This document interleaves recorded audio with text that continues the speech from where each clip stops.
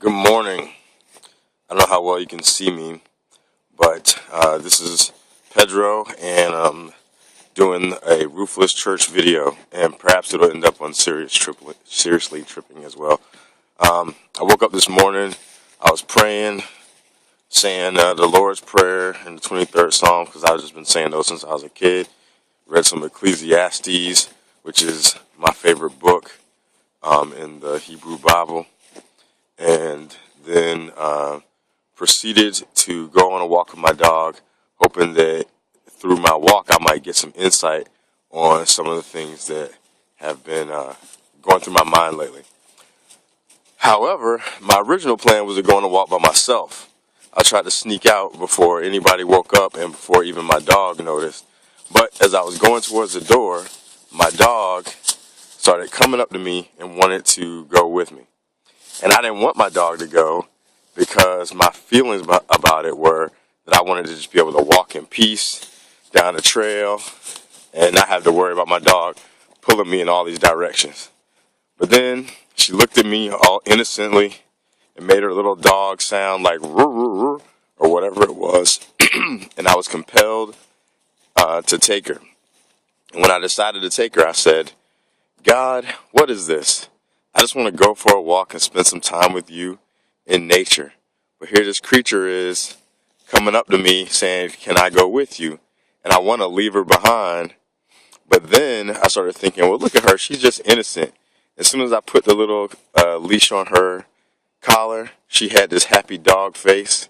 And I'm not one of those people that like projects like humanity or anthropomorphizes dogs and things like they love me. I don't really think my dog loves me. People are like, oh, my dog loves me. And they might be right. I'm just not one of those people.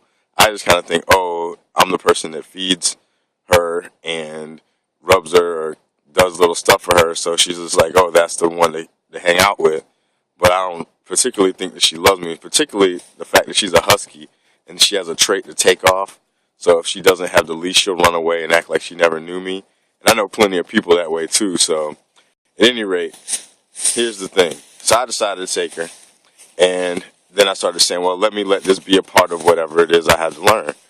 And so as we proceeded to walk, as we are right now, I ended up paying attention to some things in nature. One of the things I noticed was I did some de-weeding, or whatever the official term is, in my garden like maybe a week or so ago, and the thing looked like just a dead patch or whatever.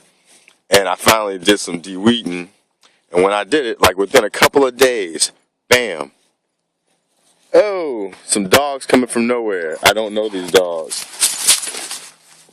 Look at that. I guess this is a part of the story too. So I got some other dogs here. I don't know who they are. I just heard them running up behind me, and that felt sort of scary for a second because I was in the woods and I thought I was by myself. Anyway, well, that was creepy. At any rate, I saw some things starting to sprout up pretty immediately after I de-weeded. And I said, you know what? That's a sign from nature that if you get rid of the weeds and stuff like that, you can see things grow. So I started thinking about the weeds in my own life and how I had to take some of the weeds out and that I would see growth happen almost spontaneously. And then the other thing which prompted me to make this video is that though I walk down this path trying to go straight, as you can see, my dog, she moves about wherever she willeth. And I can't really control that, and that's life sometimes. And then you get other surprises, like other dogs jumping out of nowhere and startling you when you walk through the path in the woods or through the path of life. Things come out of nowhere, like that dog just did.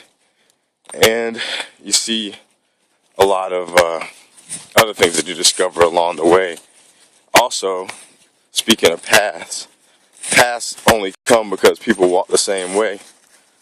So if people keep walking the same way, they beat a path usually. I mean, people can put out some work and create a path, but generally speaking, in the woods, paths come from people walking up and down the same road or the same place over and over again until there is a path, and then other people know how to get from one place to another. And like they say, Christianity is a path that I'm trying to follow. That's because a lot of other people walked it too. And I'm trying to follow that. But at the same time, the forest, I guess, is open to everybody. And they can blaze new paths if they want to. They're still going to be in the same forest. I don't know where that analogy was going, but I felt like saying it. But at any rate, these are some lessons I'm learning as I walk with my dog right now. Hopefully they add some value to your day. And, I don't know. Thanks for watching. Oh, here they come again. Woo-hoo. See that? Startling.